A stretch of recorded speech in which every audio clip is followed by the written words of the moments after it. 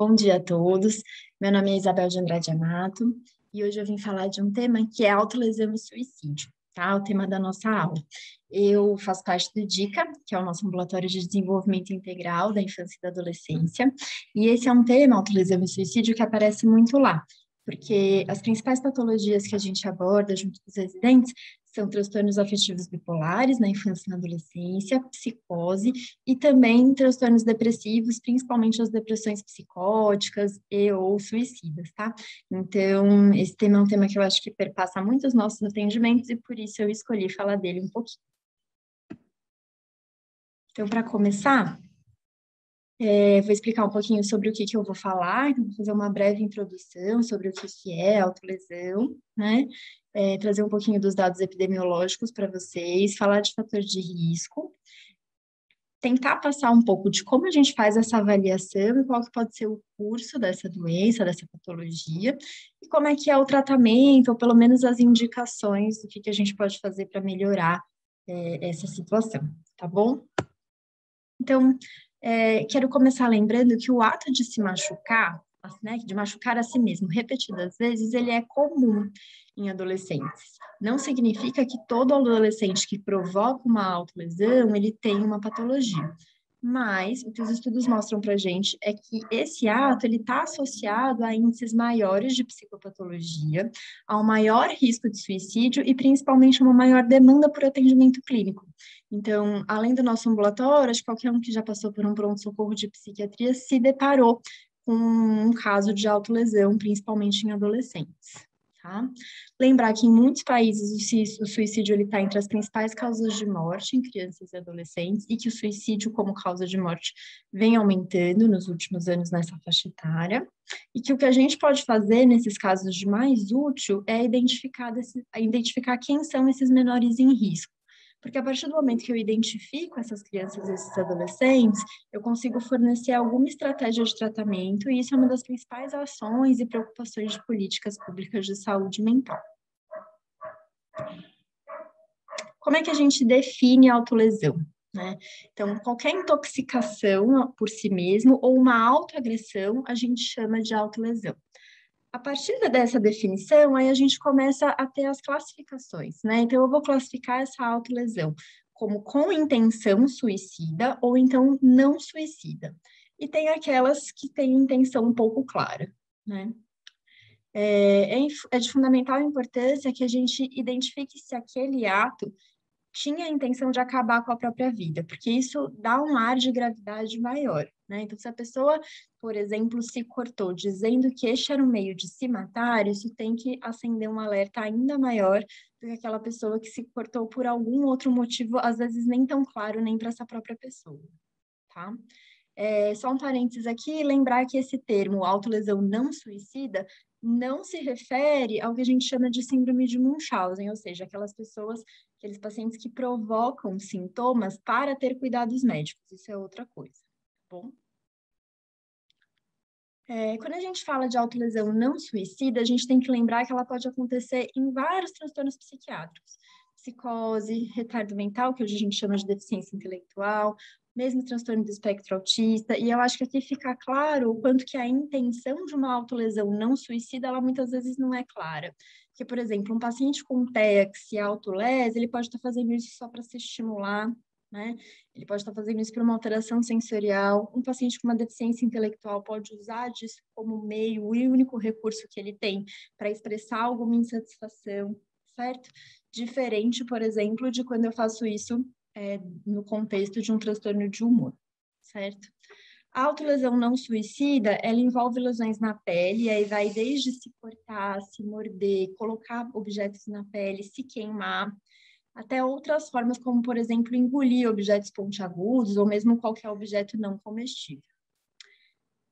Quando a gente fala, por exemplo, da recusa em tomar alguma medicação em doença grave, ou alguns comportamentos perigosos, como sintomas de outras doenças, como, por exemplo, se recusar a comer numa anorexia, aí a gente está falando de outra coisa, tá bom? O conceito de autolesão não suicida não se encaixa aqui. Falando um pouquinho de epidemiologia, eu trago essa revisão sistemática para vocês de 2005. Essa revisão teve 128 estudos e incluiu 513.188 adolescentes. Então, é um N grande. E o que ele descobriu é que em 13% dos casos tinham algum envolvimento em autoagressão em algum momento da vida. Então, é um número relativamente alto. Tá? Ao longo da vida, a gente vai ter aí uma prevalência de autolesão variando de 5,5% até 17% em amostras da comunidade, e esse número aumenta muito quando a gente vai para amostras clínicas. Então, 50% dos adolescentes de amostra clínica podem ter tido, né, em algum momento, essa prevalência da autolesão, certo? Reforçando aquilo que a gente já falou. A autolesão pode acontecer em qualquer adolescente sem significar psicopatologia, mas quando a gente vai olhar para os adolescentes clínicos, ou seja, que já buscam serviço de saúde por algum motivo, esse número aumenta bastante, ele é fator de risco para as outras patologias mentais, tá? Apesar de a gente ter pouca coisa sobre isso antes dos anos 2000, as taxas de prevalência parecem se manter estáveis nos últimos 15 anos, tá bom? Isso quem disse pra gente foi uma revisão lá de 2017.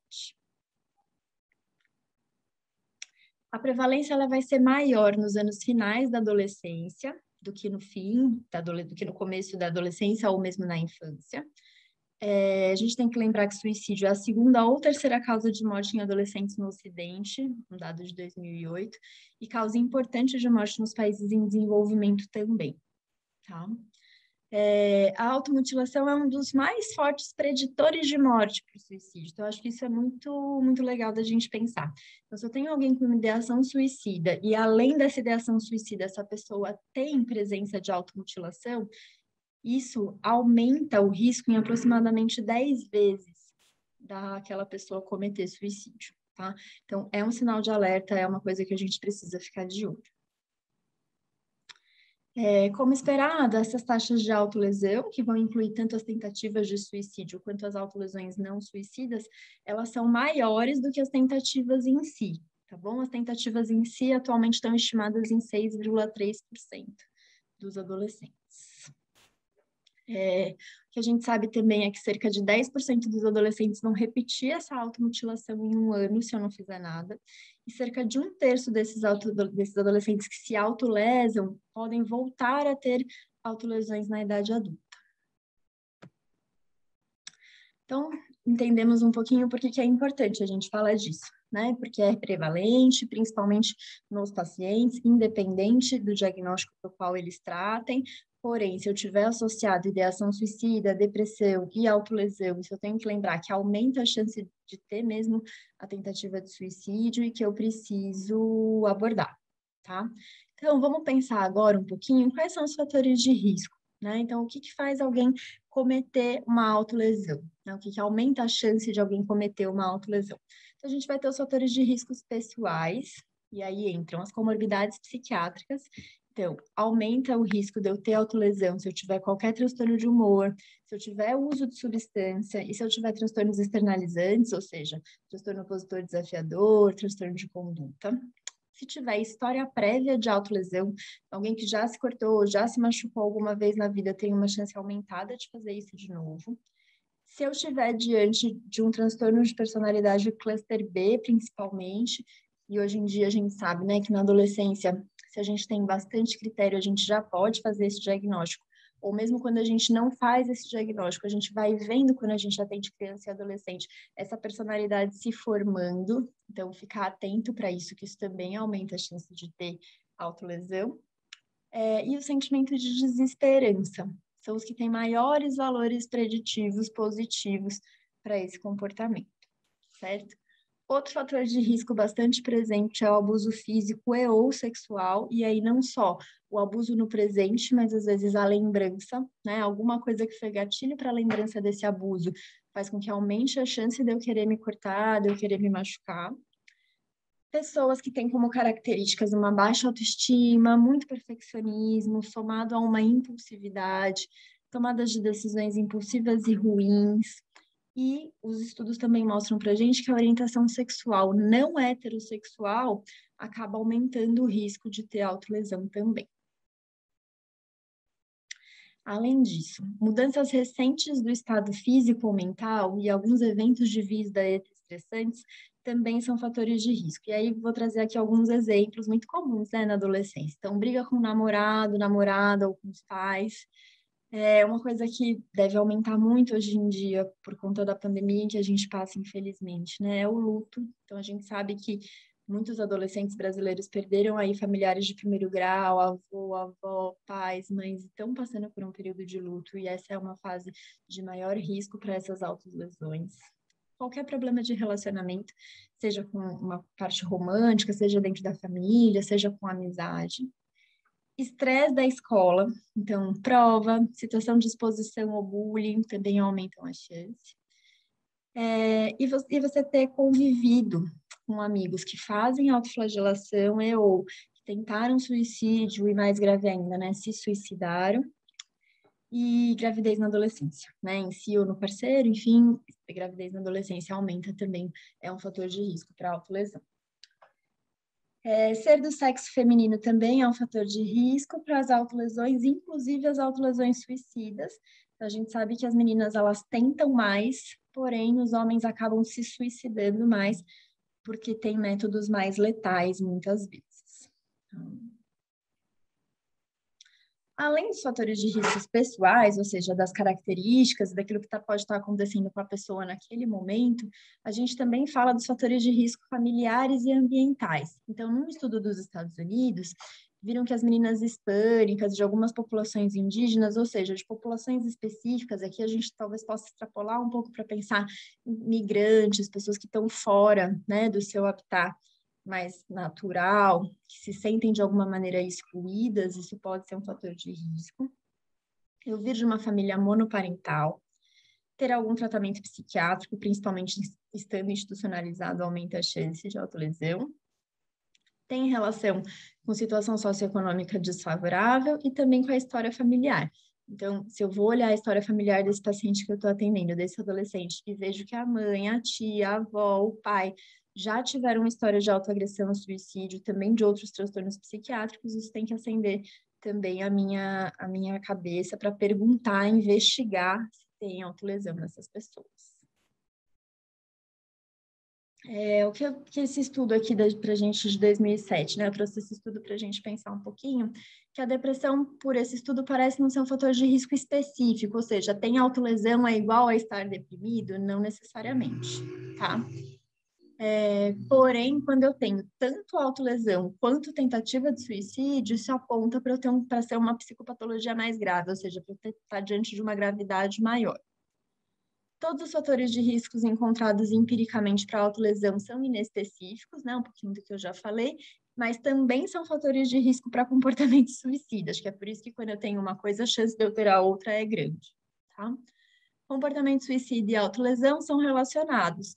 Tem o surgimento de um, aumenta o risco do surgimento de outro. Então, não dá para dizer, a pessoa que tem autolesão também vai ter um comportamento suicida, eu não consigo fazer essa afirmação, mas o que eu consigo dizer é, bom, se ela tem autolesão, a chance dela ter um comportamento suicida é maior.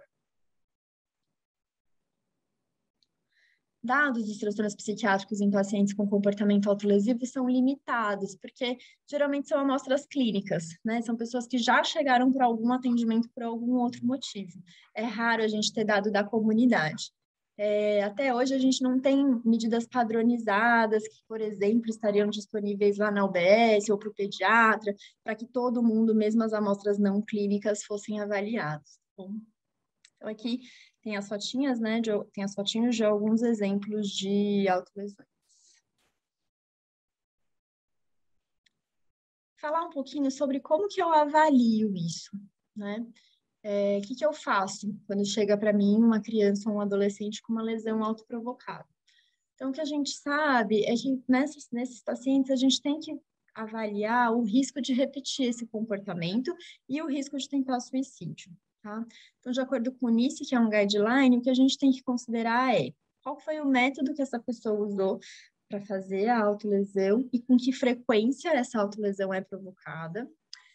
Se além dessa vontade de se machucar, eu tenho uma ideação suicida hoje, ou mesmo se eu já pensei nisso alguma vez na vida, tenho que procurar sintomas depressivos e se esses estão ligados com a autolesão, então eu tenho que procurar choro fácil, diminuição de prazer, irritabilidade em criança e adolescente, alteração de sono e apetite, e ver se as autolesões se intensificam de frequência ou mesmo de gravidade quando presentes esses sintomas ou não, tá? Além disso, procurar qualquer outra doença psiquiátrica e também tentar fazer esse link, se está pior essa patologia, isso intensifica ou não a autolesão. Pensando naqueles fatores de risco que eu mostrei, é importante investigar qual que é o contexto pessoal e social dessa criança, desse adolescente, e quais foram os fatores de vida que precederam esse comportamento. Então, se a gente pensar que briga com o namorado, que bullying, que exposição ou lembrança de uma violência sexual é fator de risco para isso, é importante eu perguntar se aconteceu alguma dessas coisas antes da pessoa ter cometido essa autolesão, certo? Lembrar aí dos fatores de risco e dos fatores de proteção também, que a gente fala pouco, né? Mas que é de ter um relacionamento afetivo, de ter relacionamentos sociais, de ter família de suporte, de estar em algum tratamento, né? Isso aumenta muito a chance de um desfecho mais favorável. Além disso, a gente vai olhar quais foram as estratégias daquela pessoa para tentar evitar esse comportamento. Se é que tem, né? Quais são as estratégias utilizadas para limitar essas lesões, ou então para tentar melhorar o impacto dos fatores de risco, sejam eles pessoais, sociais, que podem preceder esse episódio, tá? Como a gente sabe que relacionamentos podem ser tanto protetores quanto fator de risco para esses comportamentos autolesivos, é importante a gente olhar se tem abuso, se tem negligência, porque isso influencia muito também no grau de risco daquela criança, né? Eu ter ou não esses relacionamentos como fatores protetores ou como fatores de risco. É importante incluir pais e outros cuidadores nessa avaliação, tá? Claro que a gente vai sempre respeitar o sigilo. Criança e adolescente tem direito a sigilo com relação ao seu médico, ao seu psiquiatra. A gente vai chamar pai e mãe, vai falar disso diretamente se essa lesão de alguma maneira estiver colocando aquela criança, aquele adolescente em risco, tá bom? Mesmo que eu opte por não abrir, então eu acho que foi uma autolesão que eu estou mensurando aqui de um risco baixo, que não tinha intenção suicida, que aconteceu uma vez só, o adolescente está pedindo para eu não contar, por mais que eu decida ali que eticamente eu não preciso abrir isso para a família, eu preciso incluir a família na avaliação, até para entender qual que é o contexto dessa criança, até para entender até onde aquele pai, aquela mãe sabe do que está acontecendo e que tipo de proteção eles podem fornecer. Qual que é o curso clínico das autolesões, né? Então, a maioria dos quadros de autolesão vão deixar de acontecer quando o adolescente atingir a idade adulta. Isso é uma boa notícia, né? Em quais casos que tem mais risco disso persistir mesmo no adulto? Mulheres com depressão e ansiedade, pacientes que têm algum tipo de comportamento antissocial, aí eu lembro para vocês que por isso que transtornos externalizantes são fatores de risco, né? Transtorno de conduta, coisas assim. Pessoas que têm um risco de uso de álcool, maconha e tabaco também têm uma chance maior de que esse comportamento se mantenha mesmo na vida adulta. Vamos encerrar, essa parte é um pouquinho maior, mas já estamos chegando aqui no fim da aula, falar um pouquinho sobre tratamento, tá? Estou usando de base, o Nice já tinha citado ele antes, lá de 2013, o guideline. Então, para começar, a primeira coisa, principalmente se eu estou num pronto-socorro, o que eu vou pensar, né? Essa criança, esse adolescente, ele precisa ser hospitalizado? Quando que eu vou precisar hospitalizar uma criança ou um adolescente com autolesão? Se essa autolesão está associada a um alto risco de suicídio, e aí são as mesmas indicações de internação de alto risco de suicídio. Se por algum acaso a autolesão for uma parte, mas tiver aí uma comorbidade grande com algum outro transtorno mental e esse outro transtorno mental requerer tratamento hospitalar. Se eu estiver colocando por conta das autolesões em risco a saúde física ou o funcionamento social daquele paciente. Então, eu já tive pacientes no consultório que, por exemplo, se mutilavam na escola. Isso foi uma das, né, dentre outras indicações de internação, porque acabava com a aula, né, e eram automutilações graves. Então, além de colocar em perigo a saúde física, tem que pensar no funcionamento social a que esse adolescente está exposto. Se eu estou tentando já há algum tempo o tratamento ambulatorial e não estou tendo sucesso, então acho que é fator para a internação de qualquer patologia, né? Quando a parte ambulatorial entra em falência, a gente não tem outros recursos. E quando eu não consigo determinar se é possível o tratamento ambulatorial, se eu tenho uma família que vai conseguir prover algum suporte, se eu tenho uma família que é negligente ou que de alguma maneira está expondo essa criança, esse adolescente a algum abuso, algum maltrato. Tem que pensar que os pacientes com comportamento autolesivo grave, eles têm que ter a mesma supervisão com os pacientes de risco de suicídio moderado a grave. Então, aquilo que a gente fala para paciente, para família de paciente suicida, a gente vai falar mais ou menos a mesma coisa para a família do paciente com autolesão grave. Tá? Então, de fazer vigilância, de tirar objetos pontiagudos do alcance, de tirar qualquer coisa com a qual ele possa se machucar, de não ficar sozinho, de ter sempre um plano, alguém a quem recorrer. As orientações que a gente faz para quem tem risco de suicídio moderado a grave, a gente também faz para quem tem autolesão grave, certo? E aí, assim como nos riscos de suicídio, a gente vai precisar fazer psicoeducação para esses pacientes e familiares, certo? Qual que é o objetivo dessa psicoeducação, disso que a gente conversa com a família? Prevenir a escalada da autolesão. Então, é relativamente comum que o adolescente comece com um corte superficial, e aí, se não tratado, se não ouvido, se não, de alguma maneira, organizado, isso pode evoluir para cortes mais profundos, para queimaduras, para intoxicação com medicação, coisas que vão aumentando o risco de morte dessa pessoa, né? Além disso, a gente quer reduzir os riscos que surgem dessa autolesão, às vezes de desenvolver outros quadros psicopatológicos, melhorar o funcionamento pessoal e ocupacional e a qualidade de vida desses pacientes.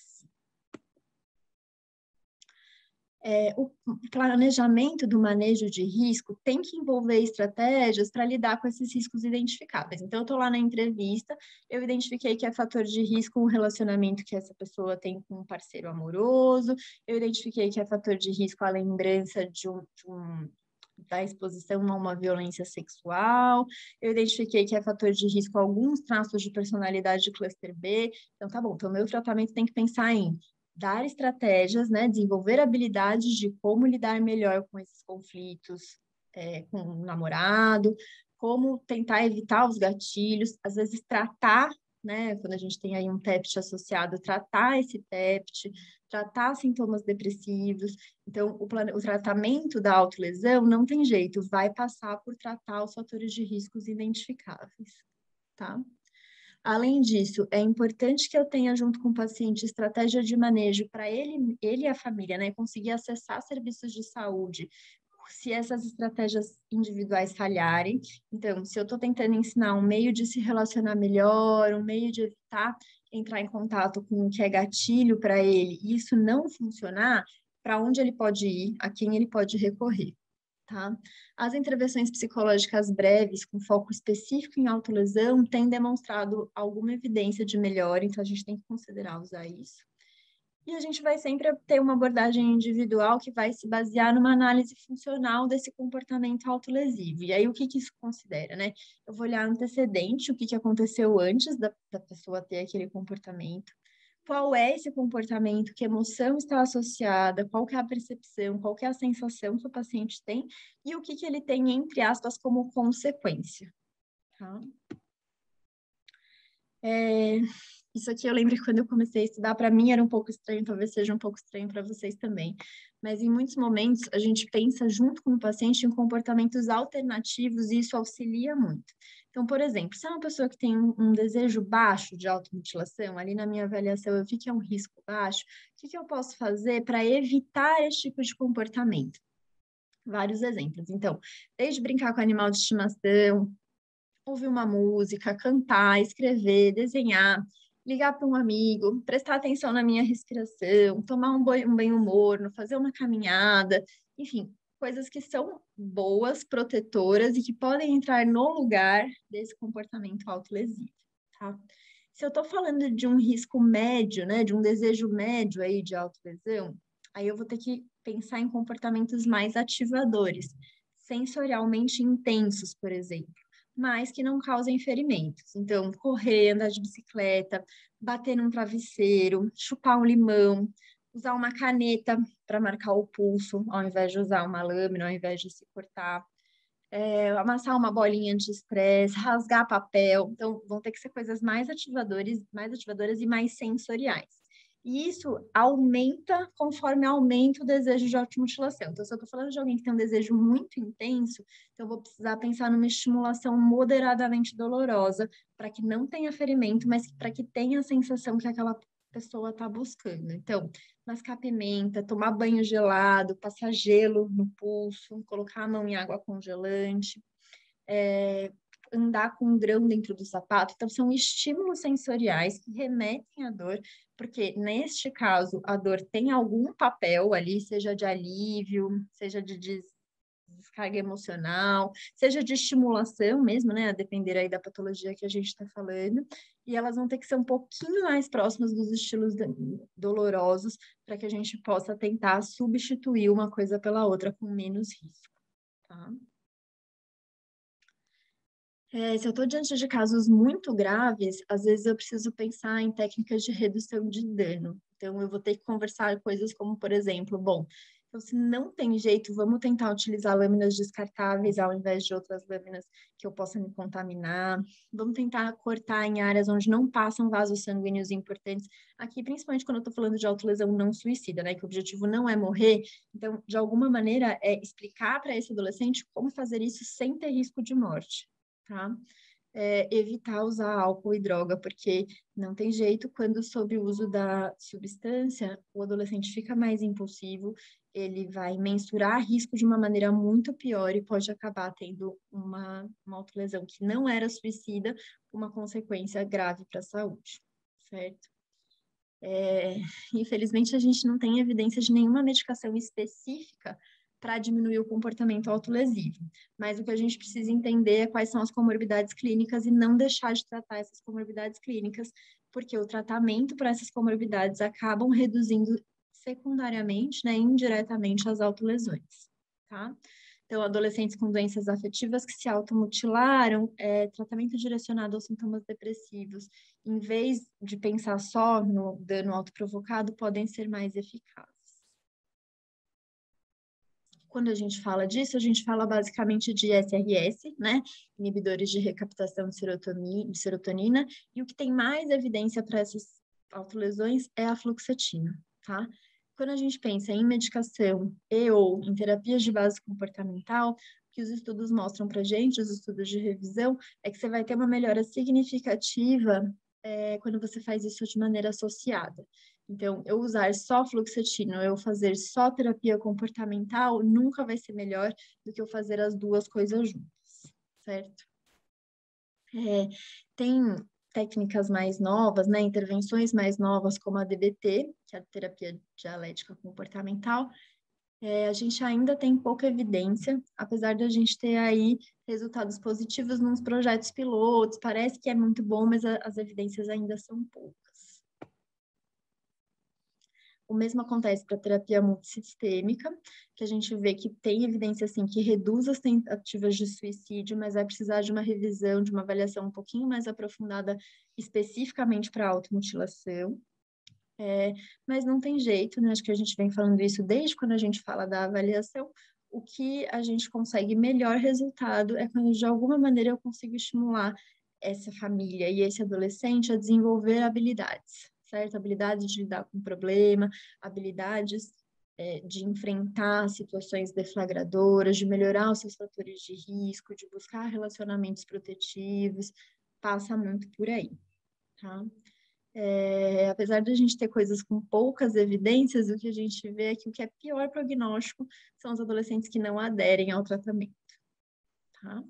A gente vê que isso é mais comum do que a gente gostaria. Então, tem esse estudo aqui de 2006, que fala que mesmo depois de uma avaliação de emergência, ou seja, num pronto-socorro, por conta de uma tentativa de suicídio ou de uma automutilação, aquela pessoa passou naquele atendimento de emergência, foi encaminhada, recebeu um tratamento, a taxa de abandono e falta desse tratamento ambulatorial, mesmo depois de uma coisa grave que tenha levado ele ao pronto-socorro, ela é alta. Então, são famílias e pacientes que acabam abandonando e faltando bastante.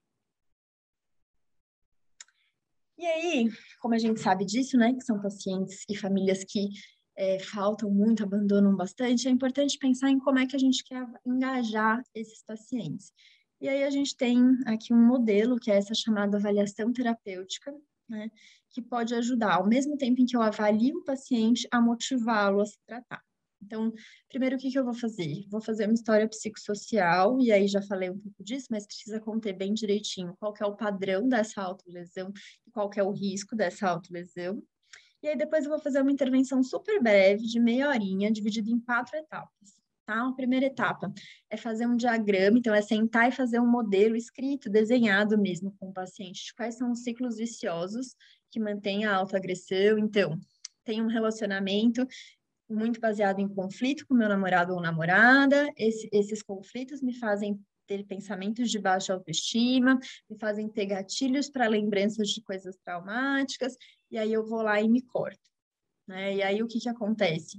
Alguém vê que eu me corto e aí briga comigo porque eu me cortei, e isso me faz voltar para esses mesmos pensamentos, me faz querer ainda mais me cortar. Eu preciso primeiro, estou dando um exemplo, né? Cada um é um, a gente precisa sentar com o paciente e entender o que acontece com ele, mas é importante que a gente coloque isso visualmente para o paciente, tá? Depois eu vou passar a identificar quais são os problemas desencadeantes e, a partir daí, vou tentar motivar para a mudança. Então, como é que eu posso quebrar esse ciclo? O que eu posso fazer de diferente aqui nesse relacionamento para não ter tanta briga? O que eu posso fazer de diferente para que o resultado da minha ação não seja mais conflito, né? E, por fim, eu vou fazer uma cartinha com esse paciente, então, onde tem lá o diagrama do que mantém, né, do que é mantenedor desse ciclo, quais são as saídas que a gente pensou junto, e aí a gente entrega essa cartinha para o paciente ter com ele. Bom, além dessa intervenção com o paciente, é importante que a gente chame a família, mesmo que seja na emergência. A gente vai fazer uma coisa parecida com a família, que é de psicoeducação. Então, explicar um pouco o quanto que suicídio é uma coisa grave e o quanto que a gente tem que se abordar de forma ativa com os adolescentes, né? Falar de segurança com essa família, restringir acesso a métodos perigosos de tentativa de suicídio e pedir para que a família se comprometa a usar um plano de segurança se o adolescente tiver alguma crise parecida ou pior que essa no futuro, tá? Jovens e membros da família são encorajados a identificar atributos positivos no indivíduo ou na família. Acho que quem trabalha com infância e adolescência tem isso muito claro, né? O quanto às vezes a família está tão esgotada que quando você chega para perguntar assim, tá, mas o que essa criança, o que esse adolescente tem de bom, eles têm muita dificuldade de perceber. Então, incentivar que eles identifiquem isso e que reforcem isso para aquela criança e para aquele adolescente também diminui a chance de comportamentos autolesivos de risco. E, por fim, combinar o que a gente chama de termômetro emocional com a família. Então, tentar ajudar, né? A família tentar ajudar o jovem, que são esses sentimentos que eles estão sentindo, quais são os gatilhos e o que ele sente no corpo. Então, desde coisas simples, tipo ansiedade, né? O que é ansiedade, como é que eu sinto isso, o que a ansiedade manifesta no meu corpo, que pensamento e que comportamento que eu associo a esses sentimentos. Então, fazer esses termômetros emocionais com raiva, tristeza, ansiedade, vai ajudando um pouco o adolescente a ter recurso, a ter habilidade, a saber falar de si. Tá bom?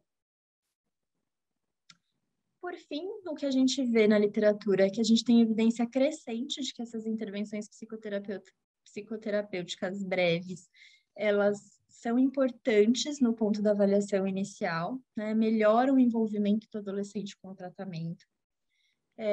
Que os médicos que trabalham em emergência, que trabalham com adolescentes, podem considerar buscar treinamento nessas intervenções para aplicar na prática, né? Assim, como lembrar de fazer essa intervenção familiar, mesmo que na emergência.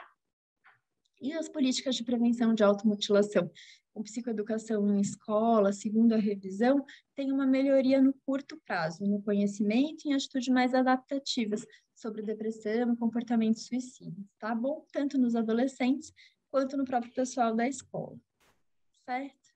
Infelizmente, apesar de ter o autoconhecimento, de melhorar a curto prazo, a gente não vê que isso tem impacto aí na repetição da autoagressão. Por isso que muitas vezes, nesses casos, só a psicoeducação ela não é suficiente. Esse jovem ele precisa também ser encaminhado para um tratamento clínico, certo? Dúvidas, no fim, eu deixo meu e-mail e a gente pode conversar. Eu gosto dessa tirinha que a criança fala para um adulto, né? Claro que machucou, tá doendo muito. Me acertou em cheio. E aí o adulto fala assim, mas acertou aonde? Ele fala bem aqui nos sentimentos. Eu acho bem bonitinho porque quando a gente está diante de autolesão, comportamento opositor, que é um pouco, né, transtorno de personalidade cluster B, coisas que a gente vê, às vezes a apresentação externa gera na gente um sentimento não muito bom. Mas no fundo, o que a gente tem que lembrar é desses fatores de risco, do que está por trás disso, que alguém que está se machucando é porque de alguma maneira já está muito machucado, certo? Muito obrigada pela atenção. Fica aqui o e-mail do Dica, no nosso ambulatório. Estou à disposição para qualquer dúvida, qualquer coisa que vocês precisarem por lá. Obrigada.